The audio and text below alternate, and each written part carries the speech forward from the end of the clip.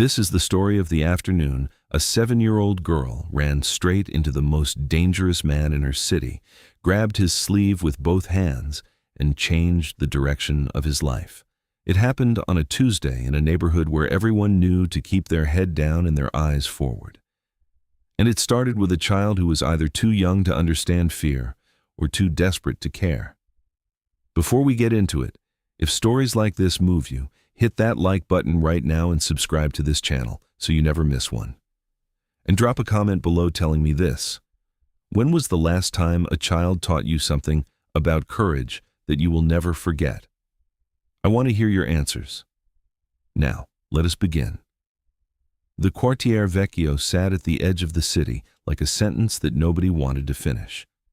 It was the kind of place where the buildings leaned in toward each other overhead, where the streets were narrow and always slightly damp even in July, and where the people who lived there had developed a very specific skill over generations, the ability to look at something terrible happening nearby and continue walking as if they had seen nothing at all.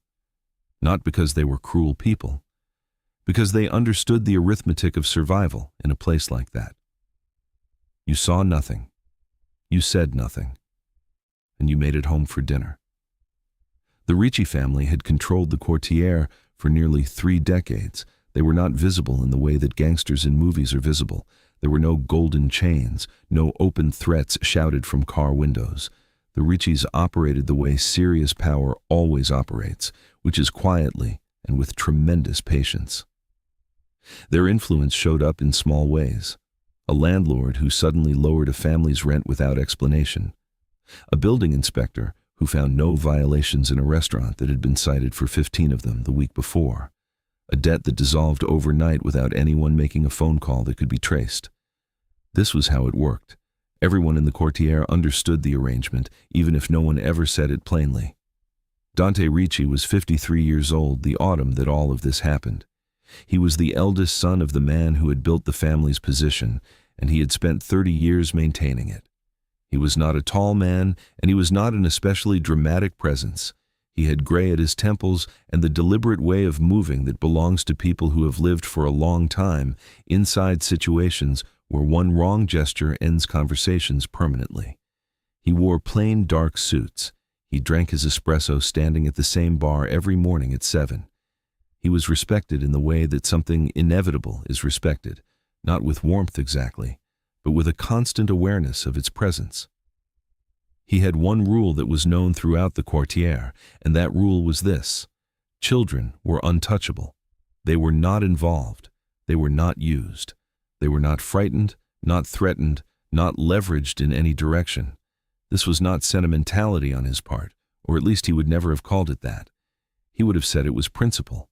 But people who had known him for a long time understood that it came from somewhere more personal than principle. It came from his own childhood, which had been shaped by things he had never spoken about in any room where more than one other person could hear him. Before we go any further, if this story is already pulling you in, take 2 seconds and subscribe to this channel. Stories like this one go up every week, and I do not want you to miss them. Now, back to the afternoon that changed everything. The girl's name was Lucia Amato. She was 7 years old, and she lived with her grandmother on the 3rd floor of a building on Via Sette Torri, 4 streets from the bar where Dante Ricci drank his morning espresso. Her grandmother's name was Carmela, and Carmela was 68 years old and not well. She had a bad hip from a fall 2 winters before, and she moved through the apartment slowly and with a particular kind of tired dignity that belongs to women who have outlasted a great deal and are still standing at the end of it. Lucia's parents were not in the picture in any consistent way. Her father worked on cargo ships and appeared at the apartment every 4 or 5 months with gifts that were slightly too expensive and stayed for a week before disappearing again. Her mother had moved north 2 years earlier for a reason that Carmela explained to Lucia as she needed a different kind of air, which Lucia had accepted with the practical tolerance children develop when the honest version of an explanation would not help anyone. She and her grandmother managed. They cooked together and watched television in the evenings, and Lucia went to school at the church school 3 blocks away and came home every afternoon at 3:30. She was a serious child in the way that some children who grow up with a great deal of quiet around them become serious. She did not talk too much. She watched things carefully. She had large, dark eyes that her grandmother said could see through walls, and she had the habit of listening to adult conversations with an expression of complete neutrality that made adults forget she was in the room, and then remembering it suddenly with a feeling of faint alarm. On the particular Tuesday in October when all of this happened, Lucia left school at the usual time and began walking home through the Quartiere along the route she always took. She went down Via delle Tre Fontane, then cut through the covered passage beside the old tobacco shop and came out onto the Piazza della Rocca. This was the usual way. She had walked it 300 times.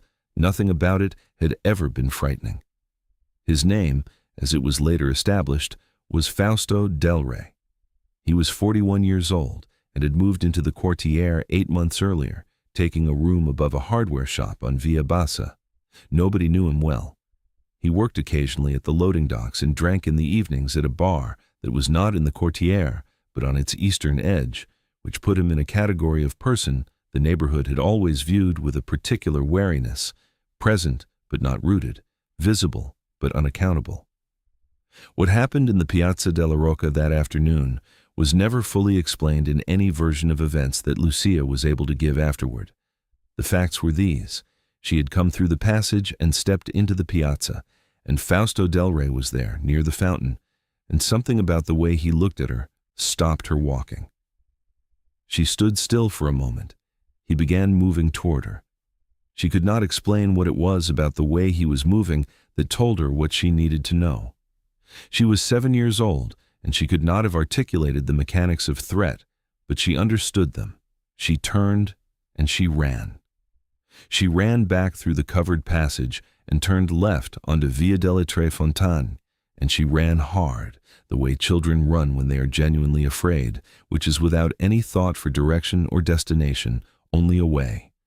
She ran past the tobacconist and past the bakery and past the corner with the blue door, and she came around the bend onto Via della Loggia, and she ran straight into Dante Ricci. He was coming out of the doorway of a building he owned on Via della Loggia, having just concluded a meeting with 2 men who managed collections for him in the southern blocks of the Quartiere. He was buttoning his jacket. His driver was parked at the curb 10 meters away.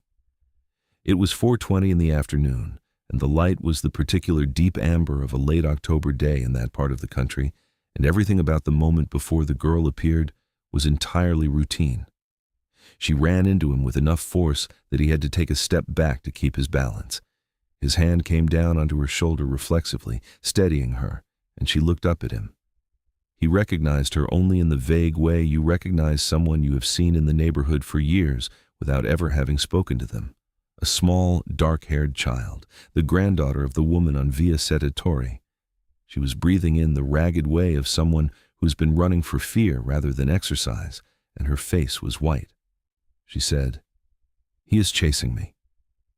She said it in the direct, stripped-down way that children deliver the most essential information without preface or context, because there was no time for preface or context, and she was 7 years old, and she needed someone to understand immediately. "He is chasing me. The man in the gray jacket. He is still coming." Dante Ricci looked down at her for a moment. He looked at the direction she had come from. He looked at her face. He had been in a great number of situations in his life that required him to make rapid assessments of what was true and what was performance, and this was not a difficult one. This child was genuinely terrified. Whatever she was running from was real. He said, "Stay here." He said it in a calm, flat voice, the voice of someone accustomed to being obeyed without repetition. He looked at his driver, who had already gotten out of the car and was standing by the hood. A single look passed between them. Then Dante Ricci walked back around the bend onto Via delle Tre Fontane toward whatever was coming. Fausto Del Re had, in fact, been following her. He came around the corner at a pace that was too fast for an innocent man who had happened to be walking in the same direction, and he came around it looking for the child, which meant his eyes were down and his attention was forward, and he did not immediately register the man standing in the middle of the street until he was already close enough that stopping felt like an accusation. What happened next was witnessed by 3 people: a woman named Grazia Ferrero, who was in the window of her apartment above the tobacco shop, an elderly man named Piero, who was sitting outside the barber's on a folding chair, and the driver, whose name was Aldo, who had followed at a distance. None of the 3 accounts matched in every detail, because accounts of things that happen quickly and carry the electrical charge of danger never match in every detail. But they agreed on the outline. Dante Ricci said nothing for a moment. He simply stood there in the street, and Fausto Del Rey stopped. There was perhaps 4 meters between them. Fausto Del Rey's expression shifted through several stages in quick succession: surprise, recognition of what he had walked into, and then the look of a man rapidly recalculating a situation that had stopped going according to any plan he had had. Dante Ricci asked him, in a voice that Grazia Ferrero would later describe as very quiet, which made it worse, what his business had been with the child. Fausto Del Rey said something about a mistake, that he had been going somewhere and the girl had run, and he had not been chasing her, he had simply been walking in the same direction. It was a misunderstanding. He was very sorry if the girl had been frightened. Dante Ricci looked at him for a long time without speaking. He looked at the way the man was standing. He looked at his hands and his eyes and the particular quality of his explanation, which was the quality of an explanation that has been assembled very quickly from available materials rather than recalled from actual memory. And then he said 3 things. The 3 things were said quietly and without visible emotion, which was, according to all 3 witnesses, considerably more frightening than shouting would have been.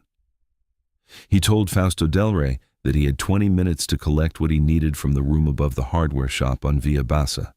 He told him that in 20 minutes the men who managed the southern blocks would be informed of who he was, what he looked like, and what he had done. And he told him that what he did with that 20-minute window was his own business, but that the Quartiere Vecchio was closed to him from that moment forward in a way that was permanent and not subject to any appeal. Then he turned and walked back around the corner. Lucia was standing beside the car on Via della Loggia with Aldo, who had given her a piece of hard candy from his jacket pocket and was talking to her about nothing in particular, in the practiced way of someone who understood that the best thing you can do for a frightened child is provide a reliable adult presence and ordinary conversation. When Dante Ricci came back around the corner, Lucia looked up at him. He crouched down so that he was at her level, which was something that people who knew him did not recall ever seeing him do before on any occasion. He told her that the man in the gray jacket would not be coming back to this neighborhood. He told her she was safe. He told her to go home now and to tell her grandmother that she had had a bit of a fright, but that everything was settled. Lucia looked at him for a moment with those large, dark eyes that her grandmother said could see through walls. Then she said, "Thank you, Signor Ricci." She said it with the grave, correct courtesy that Carmela had spent years instilling in her. She picked up her school bag from the pavement where she had dropped it, and she walked down Via della Loggia toward Via Settatori without looking back. Dante Ricci stood up. He straightened his jacket. He looked at Aldo, who was looking at the pavement in the careful way of someone who understands that certain moments are not for commentary. Then Dante Ricci walked back toward the doorway of his building and stood there for a while, alone, doing nothing that anyone could see. He stood there for perhaps 5 minutes. Then he went inside. Carmela Amato heard about all of it before Lucia even reached the top of the stairs. That was the nature of the Quartiere. Information traveled through it the way water travels through old stonework, invisibly and along paths that nobody had formally planned, but which had been established by long use. By the time Lucia walked through the door of the apartment, Carmela already knew the outline of what had happened, and she was standing in the kitchen doorway with her arms open. What she did not know, and what she did not find out until 3 days later, was what else had happened after Lucia walked away. 3 days after the incident, an envelope appeared under the door of their apartment. Inside the envelope was a letter from the administration of the church school. The letter said that Lucia Amato's school fees for the remainder of the year and for the 2 years following had been settled by an anonymous donation. There was no name attached to the donation. The school administrator who signed the letter seemed, in the careful neutrality of her language, to understand that questions about the source would not be appropriate. A week after that, Carmela received a visit from the man who collected the building's rents. He told her that the owner of the building had asked him to let her know that her rent would be reduced by 1/3, effective immediately, and that the work on the building's heating system that had been needed for 2 winters would be completed before November. He left before Carmela could ask him anything. She sat in her chair by the window and looked out at Via Seddatori for a long time after he had gone. She was not a naive woman. She had lived in the Quartiere for 40 years, and she understood precisely what the envelope and the rent adjustment and the heating repair represented and where they had come from. She was also a woman of deep and practical faith, and she held the conviction that grace could arrive through imperfect instruments if the need was genuine enough. She said a prayer that was addressed, with the slight diplomacy of the genuinely devout, to the general direction of mercy rather than to any specific source of it. Lucia, who was doing her homework at the kitchen table, asked her what she was doing. Carmela told her she was saying thank you. Lucia said to whom? Carmela said, to whoever needs to hear it. Lucia thought about this for a moment and then went back to her homework with the acceptance of a child who has learned that some of the most important answers are also the simplest ones. There are things that happened in the months after this that are worth understanding because they belong to the same story, even though they happened quietly and without the kind of incident that makes them easy to point to.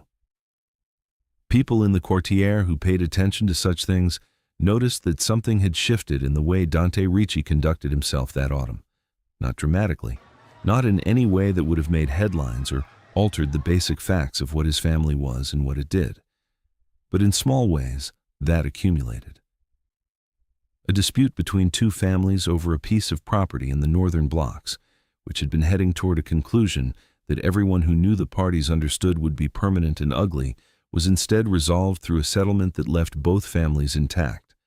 The men who managed collections for Ricci in the southern blocks were given, without explanation, a short list of households that were to be left entirely alone, households that consisted, in every case, of elderly people living on fixed incomes or single parents with young children. No explanation accompanied this instruction. It was simply stated and simply followed, because that was how things worked. A children's playground in the eastern part of the Quartiere that had been broken for 2 years because the city refused to fund its repair was repaired overnight. The equipment was new. There was no sign, no announcement, no indication of who had paid for it. The children who used it the following Saturday morning did not ask who had paid for it.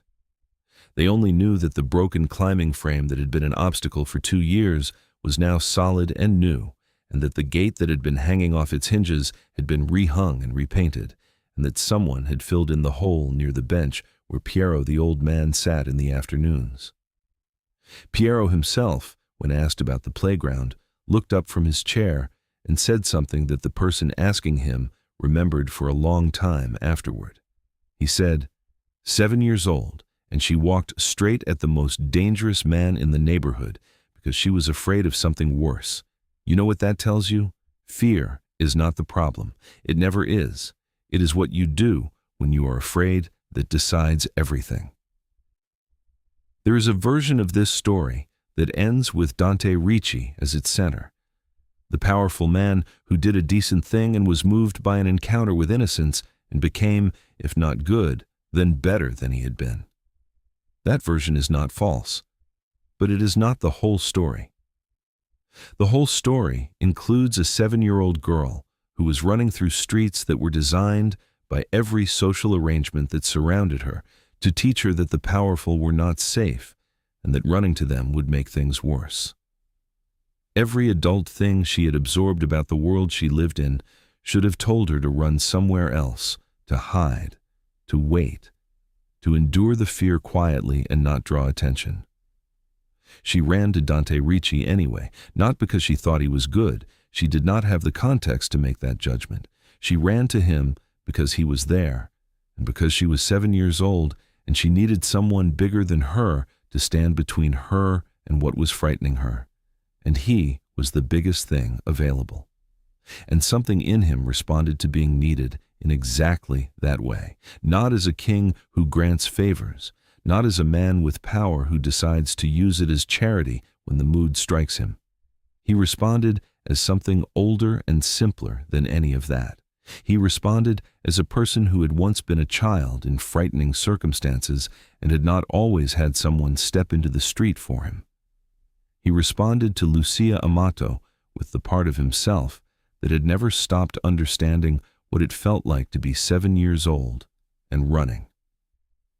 Real courage is almost never grand. It is almost never the version of itself that gets planned and announced and photographed. It is usually a 7-year-old girl who has used up all of her other options and decides that the most dangerous choice is also the only one, and runs toward it with everything she has. And real decency is almost never a clean and uncomplicated thing. It is almost never found in people who have no complications. It is found in whoever happens to be standing in the street when the need arrives, and it is found in the choice they make in the moment before they have time to talk themselves out of it. Dante Ricci never spoke publicly about what happened that October afternoon. He never told anyone what he had felt when that child grabbed his sleeve. He never explained the envelope or the reduced rent or the repaired playground. Some things that are real do not require explanation. Some things that matter do not require an audience. He just walked back around the corner. And sometimes that is the whole lesson. So let me ask you something, and I want you to think about it honestly before you answer in the comments. Have you ever been the person standing in the street when someone needed you to step forward? Did you step forward? And if you did not, what stopped you? I think it is a question worth sitting with, because most of us will never have the dramatic version of that choice. Most of us will have the small version, the ordinary Tuesday afternoon version, and we will have about 3 seconds to decide what kind of person we are that day. If this story meant something to you, please subscribe to this channel, because every single week I bring you stories exactly like this one. Stories that remind us what we are still capable of and what we have always had the chance to become.